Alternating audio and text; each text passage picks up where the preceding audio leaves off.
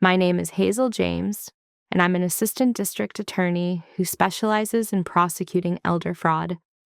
I've spent 6 years putting away con artists who manipulate elderly victims for money. The irony of what I'm about to tell you isn't lost on me. I stood in my grandmother's estate attorney's office 3 months after her funeral, my hands trembling as I held the inheritance documents.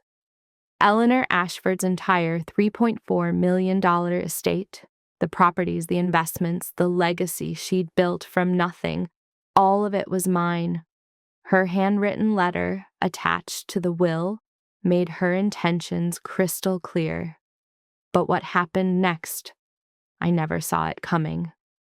A process server walked through that same office door and handed me a second set of papers. My parents, Vivian and Philip James, the two people who abandoned me at 4 months old and disappeared from my life for 32 years, were suing me. They claimed I'd manipulated my grandmother, isolated her, exploited her declining mental faculties to steal what should rightfully be theirs. My hands shook as I held both documents, the inheritance in my right hand and the lawsuit in my left. The weight of betrayal felt heavier than any courtroom verdict I'd ever delivered. But here's what they didn't know. Grandmother Eleanor had been preparing me for this exact moment since I turned 18. She'd documented everything, every broken promise, every missed birthday, every choice they made to walk away while she chose to stay. Tell me in the comments, have you ever been invisible to your own parents until you had something they wanted? I pressed my fingers against the antique cameo brooch pinned to my collar, the one Grandmother Eleanor wore every Sunday to our lunch tradition. She'd given it to me the day she changed her will 15 years ago. Her voice echoed in my memory. Hazel, darling, legacy isn't about blood. It's about who stays when leaving is easier. The attorney, Amelia Chen, studied my face with the sharp perception that made her one of the best estate litigators in the state. She'd been Eleanor's friend for 30 years, which meant she knew exactly what kind of people my parents were. They waited exactly 90 days, Amelia said, her California accent softened by decades in the South. Smart. That's when most people let their guard down after probate begins. I sank into the leather chair, the same one where I'd sat beside Grandmother Eleanor countless times discussing her real estate empire and the philosophy that guided every decision she made. This office still smelled like her perfume, jasmine, and old books. There's something else, Amelia continued, sliding a small brass key across the mahogany desk. Eleanor left instructions. If they sued, I was to give you access to safety deposit box 247 at First Charleston Bank. She said you'd know what to do with what's inside. My throat tightened. Even in death, my grandmother was 3 steps ahead, protecting me the way she had since the day my mother left me on her doorstep with a note that said, "We're not ready to be parents. We need to find ourselves." They'd been finding themselves for 32 years, on my dime, on Eleanor's dime, to be precise, $3,500 a month, every month, for 28 years. I discovered the bank transfers after the funeral, Eleanor's financial support adding up to over $1 million. Money given freely while they chose absence over presence. When do we respond to the lawsuit? I asked, my prosecutor's instinct kicking in despite the personal devastation rolling through my chest. We have 30 days. Amelia's dark eyes gleamed with something that looked like anticipation. But Hazel, your grandmother didn't just prepare a defense. She prepared a reckoning. The word hung between us like a promise. Through the window, I could see the Charleston harbor, the same view Eleanor had loved. She'd brought me to this office when I was 7, teaching me about property values and integrity in the same breath. Every Sunday after church, we'd tour her properties, and she'd explain not just the business, but the responsibility that came with legacy. They have no idea what's coming, I whispered, more to myself than to Amelia. No, Amelia agreed, a slight smile touching her lips. They really don't. But they had no idea what Grandmother Eleanor had documented in those 32 years, or what was waiting in that safety deposit box. They thought this would be a simple legal matter, a daughter's word against an abandoned granddaughter's. They didn't understand that Eleanor Ashford had spent 3 decades building an unshakable case, brick by documented brick. I left the office with both sets of papers and that small brass key, my mind already shifting into the strategic mode that made me successful in the courtroom. This wasn't just about defending an inheritance. This was about protecting the memory of the only mother I'd ever known, the woman who stayed when my biological parents chose to leave. My phone buzzed with a text from Margaret Sullivan, Eleanor's housekeeper of 35 years, the woman who'd raised me alongside my grandmother. Saw the news. Those vultures finally showed their faces. Sunday dinner at the estate, 6 o'clock sharp. We fight together. I touched the cameo brooch again, feeling the carved profile beneath my fingertips. Eleanor had worn this through her own battles, building an empire from nothing after her husband died young. She'd taught me that strength wasn't about never falling. It was about rising every single time and refusing to let absence define you. They wanted a fight, they'd get one. But not the kind they expected. The memories came flooding back as I drove to Eleanor's estate, the house that had been my only real home. I pulled into the circular driveway and suddenly I was 4 years old again, standing at the same entrance, wondering when Mommy and Daddy were coming back. They never did. Eleanor's journals documented it all, and after her death, I'd finally read them. December 1993, my first Christmas. She'd written, "Bought Hazel a red tricycle in case Vivian asks what she'd like. Wrapped Vivian's gift too. 5th Christmas she's missed. Called 3 times, no answer." The pattern started early and never changed. My 7th birthday, I'd waited by the window in my new pink dress, the one Eleanor had let me pick out special because Mommy's coming for your party. The call came at 11 p.m. Vivian's voice bright and careless. "Change of plans, sweetheart. Sedona is just too beautiful to leave right now. Maybe next month." Next month never came. It never did. Margaret opened the door before I could knock, her silver hair pulled into the same neat bun she'd worn for as long as I could remember. Her eyes, usually warm and sparkling, held a fury I'd rarely seen. "Those people," she said, the words clipped and sharp. 32 years of nothing, and now they want everything." I stepped into the foyer, breathing in the familiar scent of lemon polish and the jasmine Eleanor had always kept in vases throughout the house. Nothing had changed. Margaret had maintained it exactly as Eleanor left it, as if our Sunday dinners might continue with just one empty chair instead of 2. "Tell me what you need," Margaret said, leading me to the kitchen where we'd spent countless hours baking Eleanor's famous lemon cookies and talking about everything from boys to law school cases. "The truth," I replied. "All of it. Everything you witnessed." Margaret pulled out a chair at the kitchen table and sat across from me, her weathered hands folded on the polished wood. "I kept my own records, you know. Every promised visit, every broken commitment. Eleanor asked me to years ago. She said, 'Margaret, someday Hazel might need proof that she wasn't abandoned because she wasn't enough. She needs to know it was always their failure, never hers.'" The words hit me like a physical blow. Even knowing she was protecting me, Eleanor had understood the deepest wound, the one I'd never fully acknowledged, the fear that somehow, at 4 months old, I hadn't been worth staying for. "Tell me," I said softly. Margaret rose and retrieved a leather-bound notebook from the cabinet above the refrigerator. I wrote it all down, every single incident. She opened to a random page. June 2001, Hazel's high school graduation. You were valedictorian. Eleanor bought 3 tickets just in case. Vivian called 2 days before, said they'd try to make it. They were in town that day. Margaret's handwriting grew sharper on the page.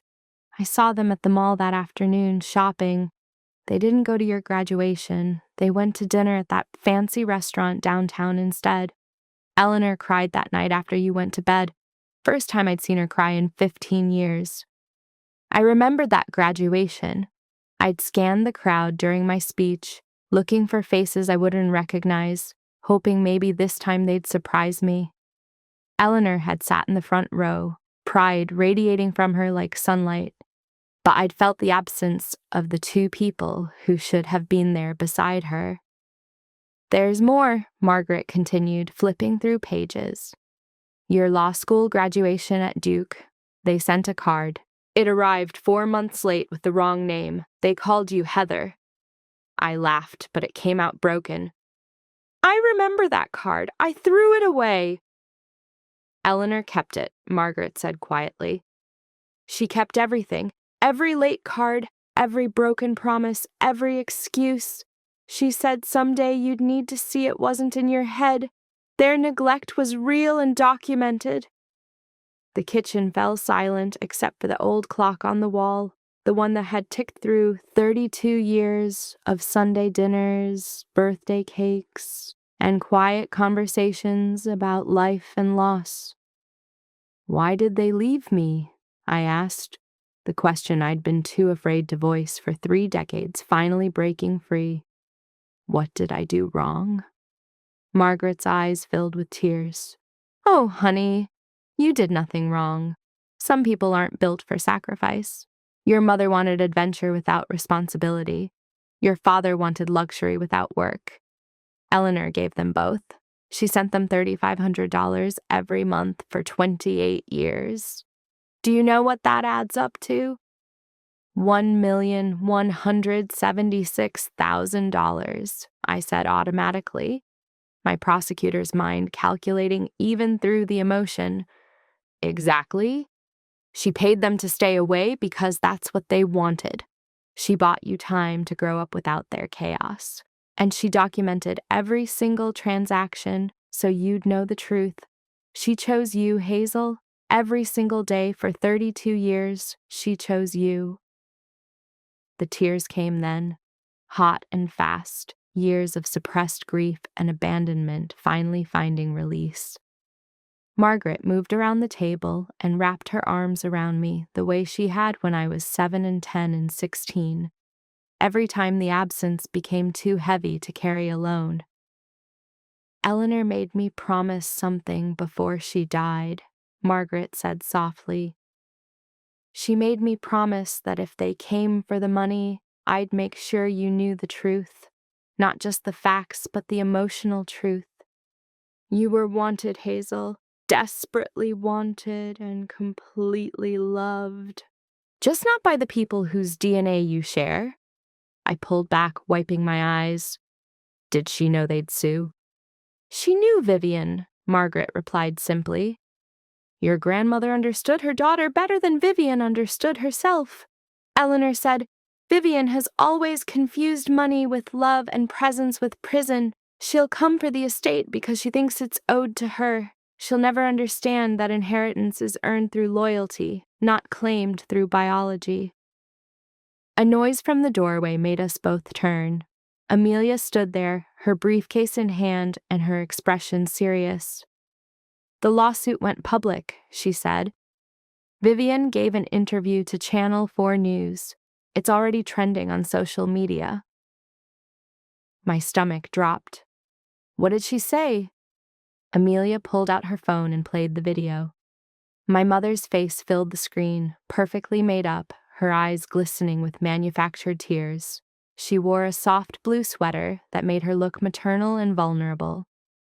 My daughter has stolen everything, Vivian said, her voice breaking beautifully. My mother suffered from declining mental faculties in her final years. and Hazel took advantage of that confusion. She isolated my mother from me, turned her against her only child, and manipulated her into changing a will that should have honored our family legacy. I'm not doing this for money. I'm doing this for justice, for my mother's true wishes, and for the relationship I should have had with my daughter if she hadn't been poisoned against me. The reporter's voice. Mrs. James, there are reports you had limited contact with your daughter growing up. Can you respond to those allegations? Vivian's tears flowed freely. My mother made it incredibly difficult for me to see Hazel. She created barriers at every turn, claiming I wasn't fit to parent my own child. I tried for years to reconnect, but Eleanor had already turned Hazel against me. This lawsuit isn't about money. It's about finally having my voice heard, about protecting my mother's legacy from someone who saw her as nothing more than a bank account. The video ended. I stared at the blank screen, fury and disbelief warring in my chest. "She's good," Amelia said clinically. "Vivian knows how to play the victim. The comments are split about 60-40 in her favor right now." The narrative of the grieving daughter denied her inheritance is powerful. "It's also complete fiction," I said, my voice harder than I intended. "Which is why we need to get to that safety deposit box," Amelia replied. "Tomorrow morning, first thing, whatever Eleanor left there, she knew we'd need it."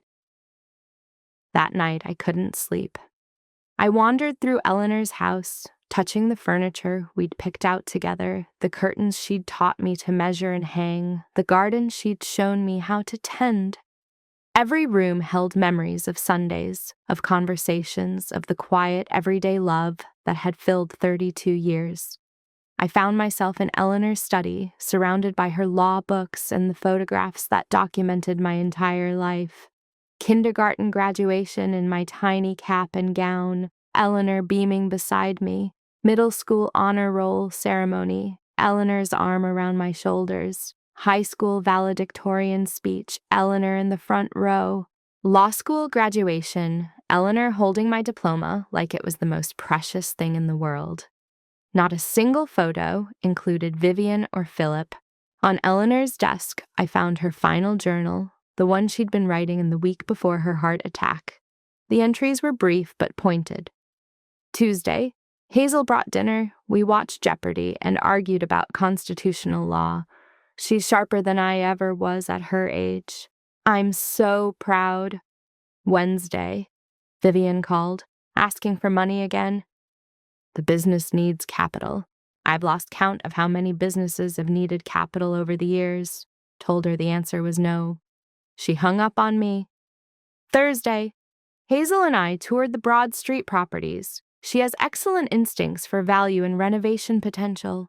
When I'm gone, she'll manage this better than I ever did. Friday, Philip called, asked when I'm going to do the right thing and restructure my will. Told him the right thing was done 15 years ago. He threatened legal action. I told him to do what he must, but the courts would see 32 years of documented absence for what it is. Saturday, chest pains again, called Dr. Mitchell. She says my heart is old and tired. I told her my heart is full and satisfied. I've lived to see Hazel become the woman I always knew she'd be. If tomorrow is my last Sunday dinner, I'll have no regrets. Sunday's entry was a single line. Perfect day. Eleanor had her heart attack Monday morning. She died before the ambulance arrived. Margaret found her in the garden, pruning the roses she'd tended for 40 years. I pressed my fingers to the page, feeling the indentation of her pen, the last words she'd written. Perfect day. Our final Sunday together had been ordinary and precious, filled with pot roast and laughter and discussions about a case I was prosecuting. Neither of us knew it was goodbye, but she'd prepared for this moment. Somewhere in that safety deposit box was the ammunition I'd need to fight the battle she'd known was coming. Eleanor Ashford had spent 32 years building a defense against the daughter who chose money over presence, and tomorrow I'd finally see what she'd left behind. The safety deposit box contained 32 years of warfare disguised as documentation. Amelia and I stood in the bank's private viewing room, staring at the contents spread across the table. Eleanor hadn't just kept records. She'd built an unshakable case, the kind I'd wish I had for every prosecution that crossed my desk. Your grandmother, Amelia said softly, was absolutely brilliant. The box contained journals, yes, but also audio recordings, dozens of them, each one labeled with date, time, and subject matter. Eleanor had been recording her phone conversations with Vivian for 10 years. In South Carolina, one-party consent made it completely legal. I picked up a recording labeled March 2015, Vivian requests $50,000. My hands shook slightly as I pressed play. Vivian's voice, bright and cajoling, "Mother, it's a sure thing. This business opportunity in Atlanta is going to triple our investment in 6 months." Eleanor's voice, tired but firm. "Vivian, I've heard this before. The Nashville opportunity, the Denver startup, the Miami restaurant. None of them materialized. This is different. I promise if you do this, I'll come visit. I'll finally reconnect with Hazel properly. We can be a real family again." A long pause. Then Eleanor, "You'll visit? When was the last time you saw your daughter?" "I don't know, Mother. 2 years ago, maybe 3. You make it so difficult with your constant judgment." "I'm not judging. I'm asking when you last called your daughter on her birthday." "When you last acknowledged her existence without asking me for money." The sound of Vivian's sharp intake of breath. "That's not fair. You turned her against me. You made sure she didn't need me, didn't want me. This is your fault." "I see. So your absence is my fault?" "Yes. You made it impossible for me to be a mother. You had all the resources, all the influence. What was I supposed to compete with?" Eleanor's voice, softer now. "Vivian, I never asked you to compete. I only asked you to show up." The recording ended. I looked at Amelia, who was reading through Eleanor's written notes attached to each recording. "There are 43 recordings here," Amelia said. "Every single one follows the same pattern. Vivian asks for money, promises involvement, receives the money, and disappears. Eleanor documented the full cycle over and over." I picked up another recording, this one from 2019. Vivian's voice was colder this time. "Mother, I need you to wire $75,000 to my account by Friday." "For what purpose?" "Does it matter? You're my mother. You're supposed to help me." "I've sent you $3,500 every month for 23 years, Vivian. That's almost $1 million. What have you done with it?" "That's not your concern. Are you going to help me or not?" "What about Hazel's birthday next week? Will you call her?" A laugh, sharp and bitter. "Hazel's your project, not my responsibility. I didn't ask you to raise her. That was your choice. You left her on my doorstep at 4 months old. And you took her in. You made that choice. Now you're stuck with it. Are you sending the money?" The recording ended with Eleanor's quiet. "No, no more money, Vivian. Not until you remember you have a daughter." "She hung up on me," Eleanor's voice notes said on the recording. "Didn't speak to me for 8 months. Called at Christmas, asking for money again. Never mentioned Hazel." I sank into the chair, the weight of documented rejection crushing my chest. This was my mother, the woman who'd given birth to me, casually dismissing my existence as someone else's project. "There's one more," Amelia said quietly, holding up a recording dated 6 months before Eleanor's death. "Hazel, this one is brutal. Are you sure you want to hear it?" I nodded, steeling myself. The recording began with Vivian's voice, sharp and impatient. How much longer are you planning to live, Mother? I need access to that estate before the market crashes. Silence. Then Eleanor, her voice cold as winter. Excuse me? Oh, don't be dramatic. You're 85. You've had a good run. I'm just being practical about inheritance planning. When you die, that estate gets split between me and Hazel, right? No. What do you mean, no? I changed my will 15 years ago, Vivian. Everything goes to Hazel. You receive nothing. The sound of something slamming, probably Vivian hitting a table. You can't do that. I'm your daughter, your only child. And Hazel is your daughter, your only child. The one you abandoned at 4 months old and haven't seen in years. Tell me, Vivian, when was the last time you spoke to Hazel? Not asked me about her, but actually spoke to her directly? Silence. That's what I thought, Eleanor continued. You want the inheritance? Earn it. Show up. Be present. Act like a mother instead of a creditor.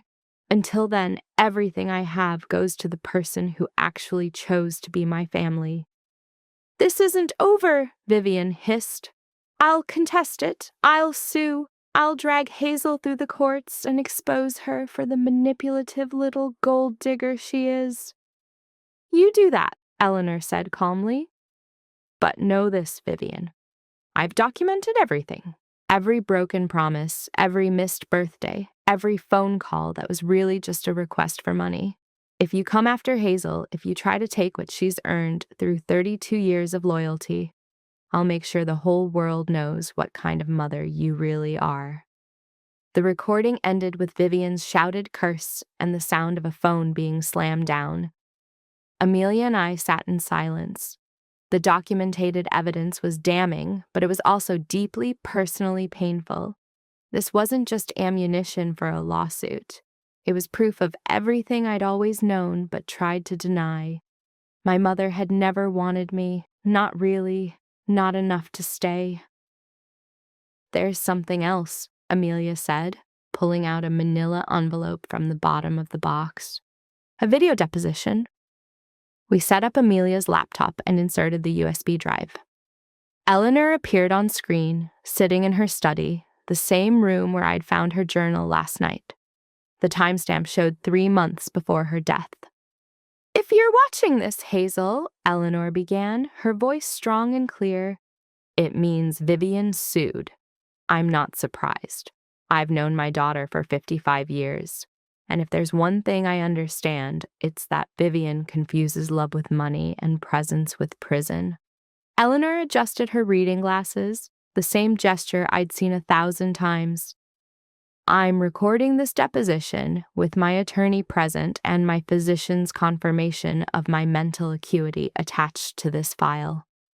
I want there to be no doubt, no question of my capacity or my intentions. I changed my will 15 years ago, leaving everything to you because you earned it, not through manipulation or isolation, but through 32 years of Sundays.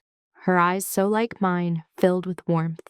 You showed up, Hazel, every single time. Through law school finals and bad boyfriends and career challenges, you never missed a Sunday dinner. You called every Wednesday night just to talk. You remembered my birthday, my anniversary with your grandfather, the small holidays that Vivian forgot existed. You chose to be my family when you could have walked away and found parents who deserved you. Eleanor leaned forward, intense and focused. If Vivian is claiming I was mentally incompetent, know that Dr. Mitchell performed a complete cognitive assessment on me last month. I scored in the 95th percentile for my age group. My mind is sharp, my memory is intact, and my decision is absolute and final. She paused, her expression softening. To Vivian and Philip, if you're somehow watching this, you had 32 years to be family. You chose money without presence. Hazel chose presence without expectation of money. Legacy goes to those who stay. You chose to leave. You chose to collect checks instead of memories. You chose absence over love. These consequences are yours, Not mine, not Hazel's. You earned this exactly as much as she earned her inheritance, which is to say, completely. Eleanor looked directly into the camera, and I felt like she was looking straight at me. Hazel, my darling girl, don't let them take what you earned. Stand tall. I'm so proud of you. You've become everything I hoped you'd be, not because of whose blood runs through your veins, but because of whose values run through your heart. Fight this battle with the truth. The truth is your shield and your sword. I love you. I have always loved you. And I always will. The video ended. I sat there, tears streaming down my face, my grandmother's final message wrapping around me like armor. We have everything we need, Amelia said, her voice thick with emotion. Medical records showing Eleanor's mental acuity, audio recordings of Vivian's manipulations and rejections, video deposition explaining her intentions, financial records showing over $1 million given without reciprocation. Your presence documented through 32 years of consistency. She looked at me directly. Hazel, we don't just have a defense. We have a reckoning. My phone buzzed. A text from an unknown number. Saw your mother's interview? You should be ashamed. Give her what she deserves. Another text, different number. Elder abuser. You manipulated that poor woman. A third. Blood is thicker than water. Family is family. My professional email was flooded with similar messages. My boss at the DA's office had called twice. The ethics board had received an anonymous complaint about my conflict of interest in prosecuting elder fraud cases, while committing elder fraud myself. Vivian's media campaign was working. Public opinion, swayed by a mother's tears, and society's bias toward biological bonds was turning against me.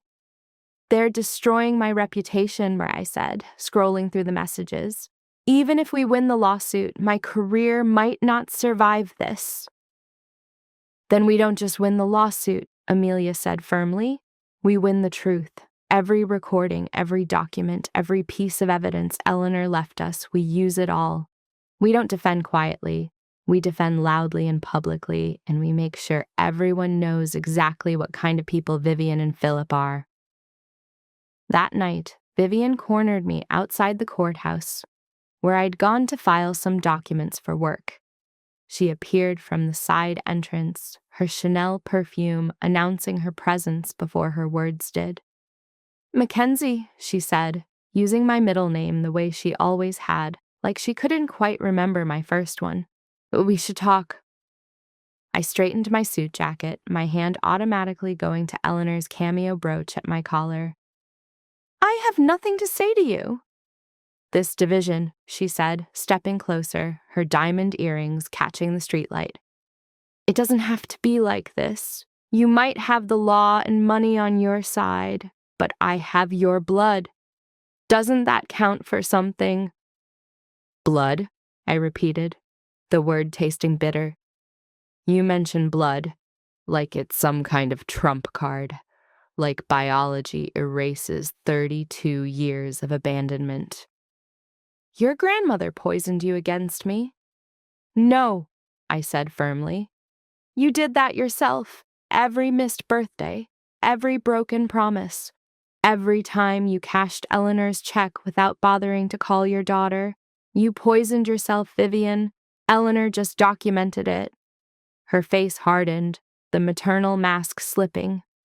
We could end this today, split the inheritance 50-50, mother and daughter, sharing equally. That's fair, isn't it? Fair? I laughed, sharp and without humor.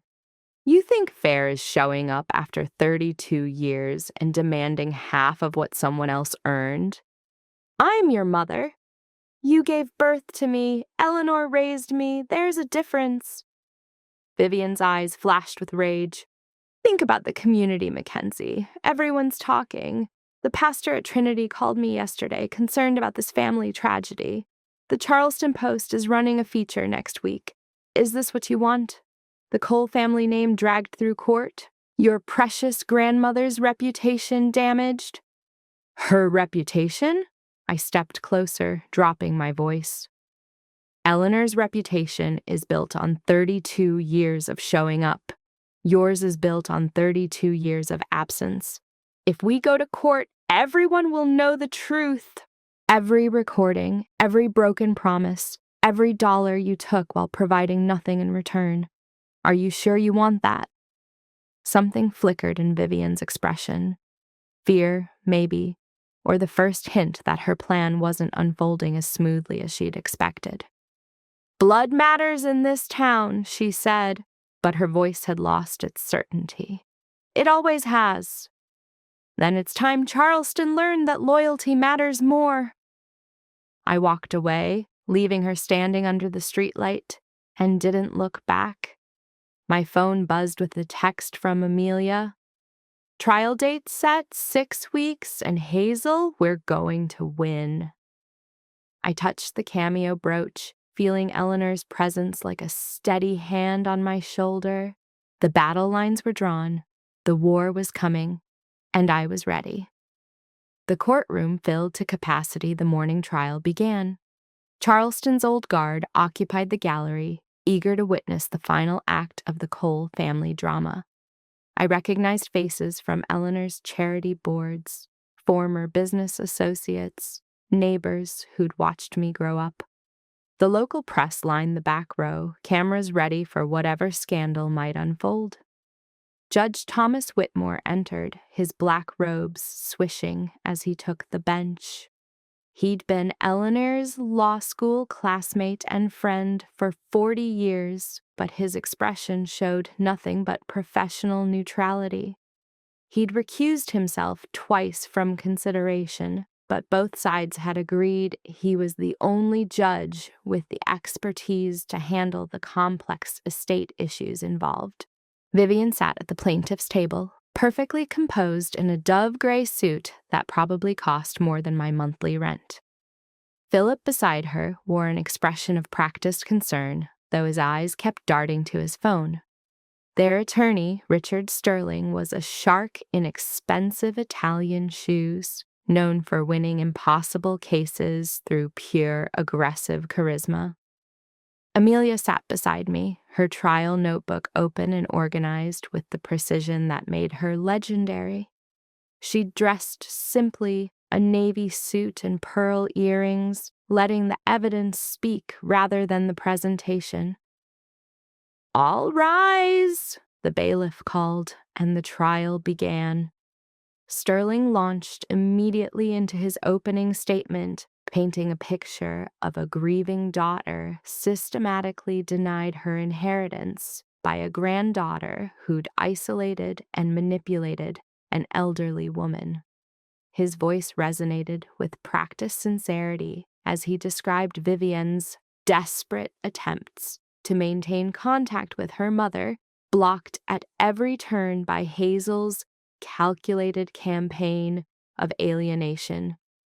Eleanor Ashford was a brilliant woman, Sterling said, gesturing toward an enlarged photo of my grandmother displayed on an easel. But in her final years, following the death of her husband, she became vulnerable, susceptible to influence. And Miss James here, he pointed at me without looking directly, took full advantage of that vulnerability. She manipulated a grieving elderly woman into believing that biological family didn't matter, that 30 years of estrangement was somehow my client's fault rather than the result of systematic isolation. He presented bank records showing Eleanor's regular support to Vivian and Philip, framing it as proof of ongoing family connection rather than what it really was: payment for absence. When Amelia stood for our opening statement, the temperature in the courtroom seemed to drop 10 degrees. Your Honor, she began, her Georgia accent more pronounced than usual. My opponent has presented a compelling fiction. Now let me present you with 32 years of documented truth. She approached the jury box slowly, deliberately. South Carolina allowed jury trials and will contests, and we'd selected 12 people who understood the difference between biology and family. Eleanor Ashford changed her will 15 years ago, Amelia said. Not in her final days, not during some period of confusion or vulnerability, but 15 years ago when she was 70 years old and sharper than most people half her age. She changed it because she'd spent 2 decades watching her daughter Vivian choose absence over presence, money over relationship, and convenience over commitment. Amelia pulled out a timeline, printed large enough for everyone to see. This is a calendar of Hazel James's life. Every red mark indicates a major life event. Birthdays, graduations, achievements. Every blue mark indicates a time when Vivian and Philip James were invited to participate. Every black mark indicates when they actually showed up. The timeline displayed on the screen behind her. Red marks filled the page, blue marks clustered around them. Black marks, scattered and rare, like stars in an overcast sky. 10 appearances in 32 years, Amelia said. That's not family, that's not connection, that's barely acquaintance. She let that sink in before continuing. But numbers tell only part of the story. Today you'll hear the whole truth, from Eleanor's own voice, from witnesses who watched this family for decades. From documents that show exactly what kind of people we're dealing with. Sterling objected repeatedly during Amelia's opening, but Judge Whitmore overruled each one with growing impatience. When Vivian took the stand, she performed beautifully. Tears at exactly the right moments. Voice breaking when discussing her mother's decline. Hands trembling as she described her desperate attempts to reconnect with both Eleanor and me. I tried, she whispered, dabbing her eyes with a monogrammed handkerchief. I tried so hard to be part of their lives. But Mother had already turned Hazel against me. By the time I realized what was happening, it was too late. I'd lost them both. Sterling guided her through carefully scripted testimony about Eleanor's supposed confusion in her final years, her changing moods, her forgetfulness about conversations they'd allegedly had. Then Amelia stood for cross-examination, and the performance began to crumble. Mrs. James, Amelia said pleasantly, you testified that you tried to maintain contact with your mother. Is that correct? Yes, of course. How often did you visit her in the last 10 years? Vivian hesitated. It's hard to remember exactly. Would it refresh your memory if I told you that Eleanor's housekeeper, Margaret Sullivan, kept a visitation log for 35 years? Your signature appears in that log exactly 7 times in the last decade. 7 times in 10 years. Would you characterize that as maintaining contact? I called. I emailed. Yes, let's discuss those communications. Amelia pulled out a bound document. I have every email you sent to your mother over the past 15 years. Every single one. Would you like me to read them aloud, or would you prefer to summarize their general content? Vivian's jaw tightened. I don't see how that's relevant. I'll summarize then. Of the 47 emails in this collection, 43 reference money, asking for money, requesting money, demanding money. Only 4 mention your daughter, and 3 of those were asking your mother not to discuss Hazel's life with you. Would you like me to read one? Objection, Sterling called, harassing the witness. Overruled, Judge Whitmore said. Continue, Ms. Chen. Amelia read aloud from an email dated 2017. Mother, stop sending me updates about Hazel's cases. I don't care about her little prosecutions or her boring job. If you're not going to send the $50,000 for Philip's boat, at least spare me the tedious family newsletter. The courtroom murmured. Several jurors looked disgusted. And this one from 2020, Amelia continued. Christmas visit impossible this year. The Aspen house we're renting won't allow adult children, and Hazel's too old to pass as a minor for the family discount. Vivian's carefully constructed facade cracked. Those are out of context. Then let's provide context. Amelia nodded to the bailiff, who wheeled in a television. Your Honor, I'd like to play audio recordings of conversations between Eleanor Ashford and Vivian James, legally recorded with one-party consent as permitted under South Carolina law. Sterling jumped to his feet. Objection! These recordings weren't disclosed during discovery. They absolutely were, Your Honor. Page 417 of our disclosure packet, submitted 3 months ago. Mr. Sterling's office signed for the delivery. Judge Whitmore checked his notes. Objection overruled. Play the recordings. The first recording crackled through the courtroom speakers. Vivian's voice, asking Eleanor when she was going to die already, so Vivian could access that money before the market crashes. The courtroom erupted.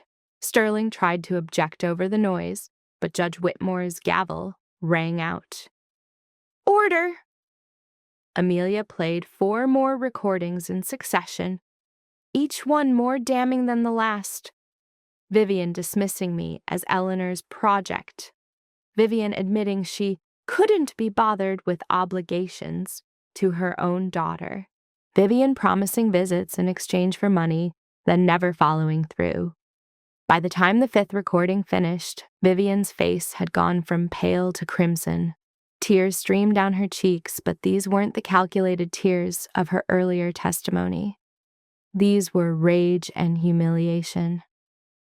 Mrs. James, Amelia said quietly, your mother recorded these conversations because she knew this day would come.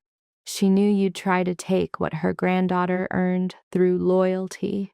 She documented everything because she wanted the truth to survive her. So tell me, in your own words, when did you last tell your daughter you loved her? Silence. Complete, devastating silence. I'll wait, Amelia said. I don't remember, Vivian finally whispered. No, Amelia agreed. You don't. The prosecution rested, and Sterling called his witnesses. A neighbor who barely knew Eleanor, a distant cousin who'd seen her once in 5 years, a doctor named Robert Chen, who claimed to have treated Eleanor in her final months. Amelia destroyed each one methodically. The neighbor admitted under cross-examination he'd only spoken to Eleanor twice. The cousin confessed she'd borrowed money from Vivian and hoped to be repaid. And Dr. Chen? His testimony fell apart spectacularly when Amelia revealed he was Vivian's cousin and had only seen Eleanor twice, while Eleanor's primary physician of 30 years would testify she'd been mentally sharp until her final day. Then Amelia called her witnesses, and the tide turned completely. Margaret Sullivan took the stand with her household journals, 35 years of documentation, every broken promise, every missed birthday, every time Vivian asked for money and Eleanor sent it, hoping it might buy her daughter's attention. Dr. Sarah Mitchell testified about Eleanor's cognitive function, presenting assessment results from a test administered 2 weeks before Eleanor's death, showing her in the 95th percentile for her age group. Colleagues from the DA's office described my integrity, my commitment to protecting elders from exactly the kind of financial manipulation Vivian was accusing me of. And then Amelia played Eleanor's video deposition. The courtroom fell silent as my grandmother appeared on screen, vital and clear-minded, explaining her decision with the precise legal reasoning that had made her one of Charleston's most respected figures. When Eleanor looked into the camera and said, Hazel earned this inheritance through 32 years of Sundays, I heard someone in the gallery sob. When she told Vivian and Philip, You chose absence over love. These consequences are yours. I watched my mother sink lower in her chair, and when Eleanor looked directly at the camera and said, "I love you, Hazel. I have always loved you, and I always will," I felt the pieces of my heart that had broken when she died begin, just barely to heal. The video ended. Judge Whitmore removed his glasses, polishing them slowly. The jury sat frozen, several members crying openly. Sterling requested a recess, and I heard Vivian's sharp whisper to him, "Fix this." But there was nothing to fix. The truth, 32 years of documented truth, had finally been heard. During the recess, Amelia showed me her phone. The video of Eleanor's deposition had somehow been leaked to social media. It was already trending. The comments had reversed completely. Who would do this to their own child? 32 years, and she couldn't bother to visit. Blood means nothing if you're not present. This grandmother is my hero. I'm crying. This is what real family looks like. My professional reputation, damaged by Vivian's initial campaign, began to rebuild. Colleagues texted support. The ethics complaint was withdrawn. My boss called to say the DA's office stood behind me completely. When court reconvened, Sterling approached the bench with Amelia. They spoke in hushed tones for several minutes before returning. "The plaintiffs," Sterling said, his voice tight, "would like to propose a settlement. In exchange for dropping all claims, they request that—" "No," I said, loudly enough to carry across the courtroom. Judge Whitmore raised an eyebrow. "Miss James?" I stood. "Your Honor, with respect, I don't want a settlement. I want a verdict. I want the truth on record. My grandmother spent 32 years documenting what happened. She deserves to have that truth acknowledged by this court." Judge Whitmore studied me for a long moment, then nodded. "Very well. The court declines the settlement request. We'll proceed to closing arguments." Amelia's closing statement was brief and devastating. She simply repeated Eleanor's words from the video. "Legacy goes to those who stay." Sterling's closing was desperate, a final attempt to appeal to biological bonds over documented behavior. It fell flat. Judge Whitmore took less than an hour to render his verdict. Judge Whitmore's voice carried absolute authority as he prepared to deliver his ruling. The courtroom held its collective breath, tension thick enough to taste. "I have presided over many cases in my 40-year career," he began, "but few have presented such clear-cut evidence of character and choice." He removed his glasses, looking directly at my parents. Eleanor Ashford was my law school classmate and friend. I knew her as a woman of impeccable judgment and unwavering moral compass. The suggestion that she was mentally incompetent or susceptible to manipulation is not only false, it's insulting to her memory and to this court's intelligence. Vivian shifted in her seat. Philip stared at his hands. The evidence presented overwhelmingly supports that Mrs. Ashford was of sound mind when she executed her will 15 years ago and remained so until her death.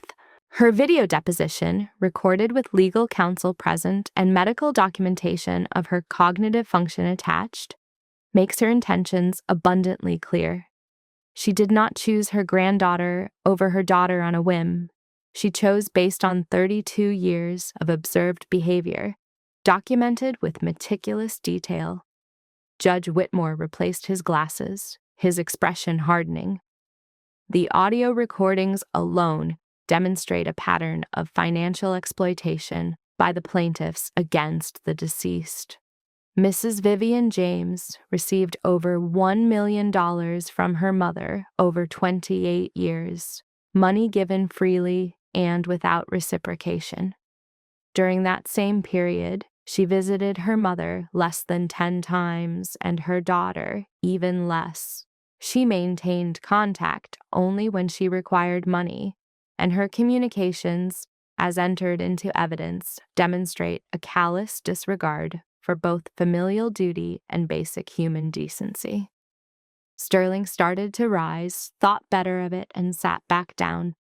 The plaintiff's claim that Miss Hazel James manipulated or isolated her grandmother is not supported by any credible evidence.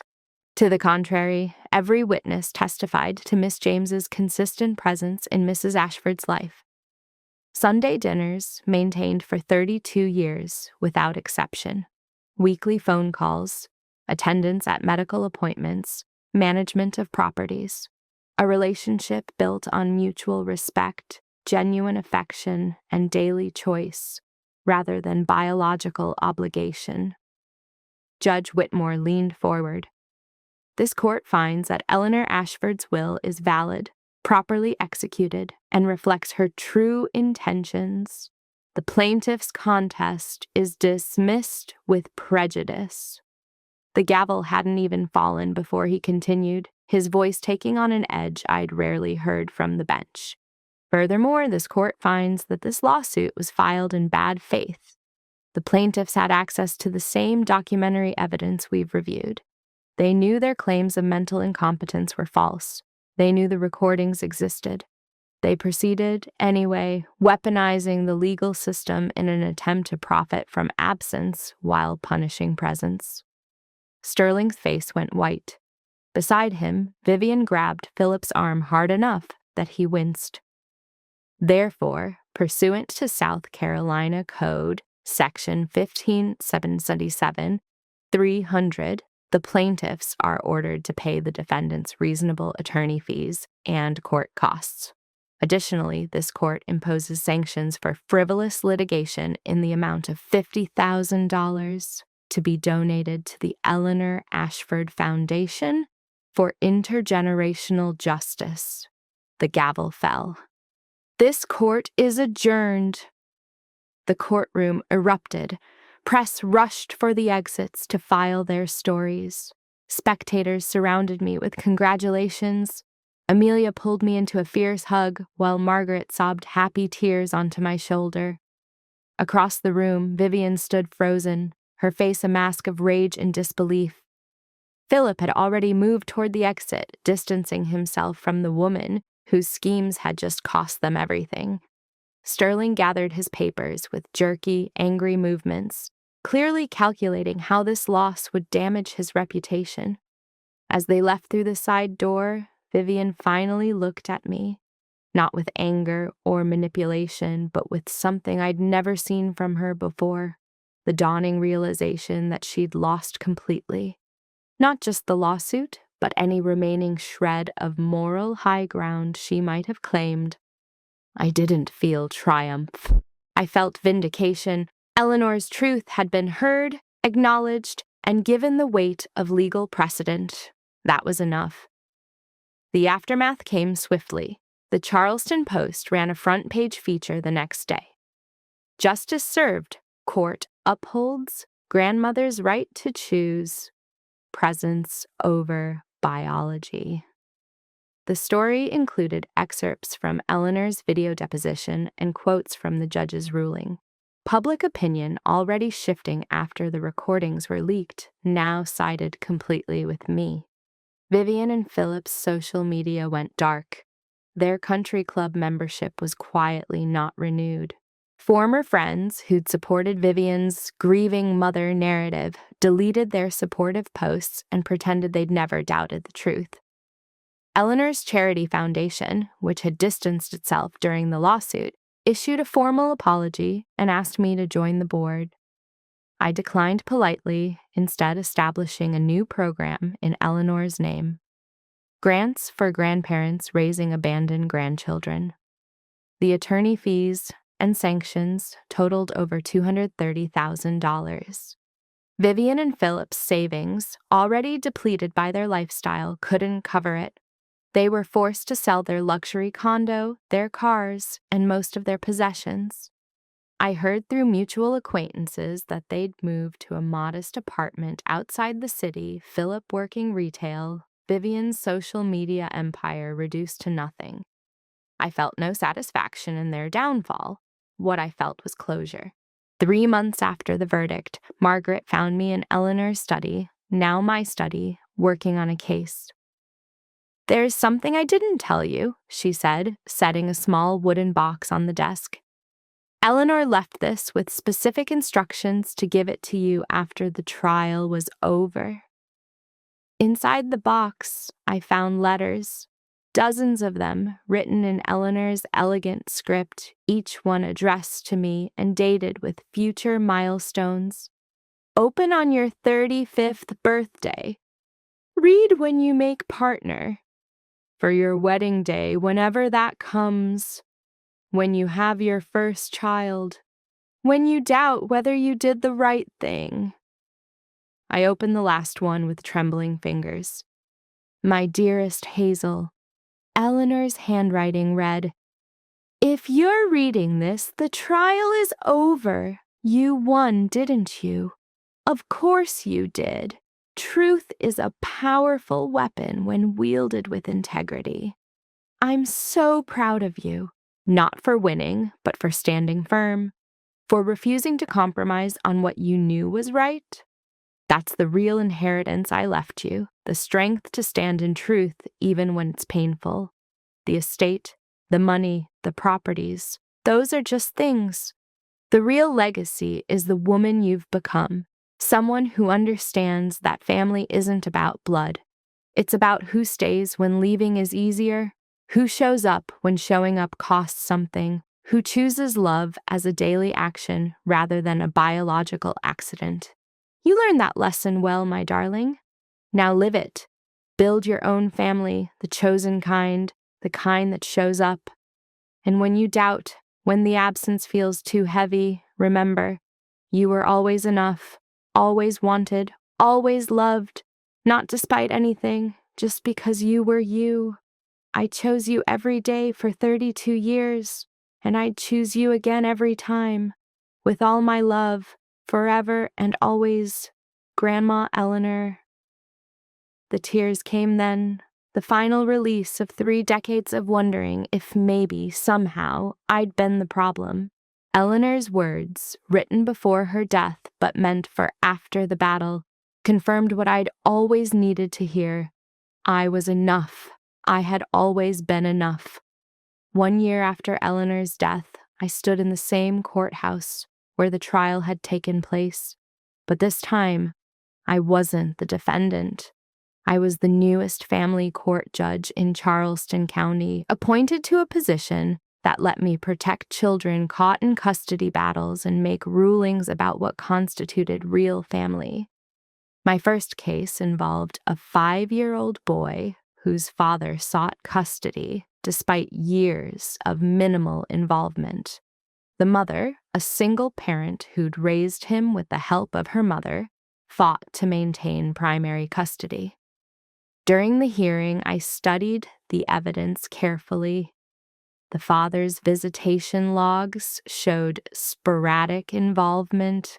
The grandmother's testimony detailed years of daily presence.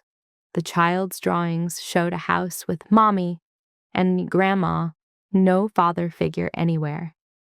"Mr. Henderson," I said from the bench, channeling Eleanor's wisdom, "children don't remember what we promise. They remember who shows up. The evidence shows a pattern of absence from you and a pattern of presence from your son's mother and grandmother. Family is built through daily choice, not biological right. Primary custody remains with the mother." After court, the grandmother approached me with tears in her eyes. "Thank you. Thank you for understanding that love isn't about biology." "I learned from the best," I said, touching the cameo brooch I still wore every day. That evening, I drove to Magnolia Cemetery as sunset painted the sky in shades of gold and pink. Eleanor's grave stood beneath an old oak tree, surrounded by the flowers I'd planted last spring. I knelt beside the marble headstone, placing fresh roses in the built-in vase. "I kept my promise," I whispered. "I protected what you built, and I'm using it the way you taught me to help others understand what real family means." A cardinal landed on a nearby branch, brilliant red against the darkening sky. Eleanor used to say that cardinals were messages from people we'd lost, checking in to make sure we were okay. "I'm okay, Grandma," I said softly. "More than okay. I'm exactly who you raised me to be." At home, Margaret had prepared Eleanor's famous lemon cookies, the ones we used to bake together every Sunday. My family gathered around the dining table. Margaret, Amelia, colleagues from the courthouse, neighbors who'd known Eleanor, friends I'd collected through the years. We filled the house with laughter and stories, with presence and choice, with the kind of love that shows up consistently rather than conveniently. Later, alone in Eleanor's study, I looked at the photographs covering the walls. Every milestone documented, every achievement celebrated, every ordinary Sunday captured. Not a single photo of Vivian or Philip. I'd heard they'd separated. Vivian had moved to Florida, trying to rebuild some kind of life away from Charleston's judgment. Philip had remarried quickly, looking for someone else to fund his lifestyle. Neither had attempted contact with me since the verdict. I didn't miss them. How could I miss people I'd never really had? What I had instead was the legacy Eleanor built. A life filled with people who showed up, who called on birthdays, who remembered anniversaries, who appeared for ordinary Sundays and extraordinary crises with equal reliability. That was the real inheritance. Not the money, not the estate, not the properties.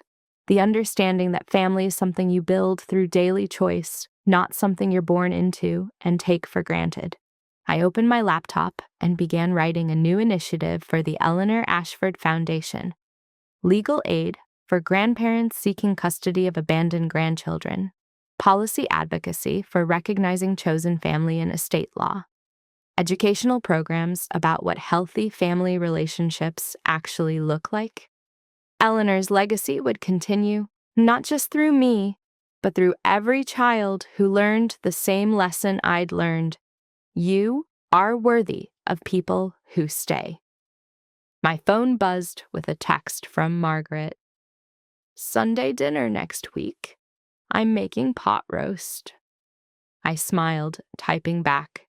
Wouldn't miss it. Sunday dinner is sacred. Some traditions I'd learned were worth maintaining forever, not because of obligation, but because they represented the best kind of love, the kind that shows up consistently and freely, expecting nothing except the joy of presence. The best revenge, Eleanor used to say, isn't destruction. It's living so well that their absence becomes irrelevant. I looked around the study, at the life I'd built from the foundation she'd given me, at the future I was creating from the lessons she'd taught. Vivian and Philip had lost everything trying to take what wasn't theirs. I'd gained everything by accepting what was freely given. That was justice. That was legacy. That was family. And somewhere, I knew Eleanor was watching, proud of the woman I'd become, not despite the abandonment, but because of how I'd transformed it into strength. Not in spite of the absence, but because of how I'd learned to recognize and celebrate presence. I touched the cameo brooch one more time, then got back to work.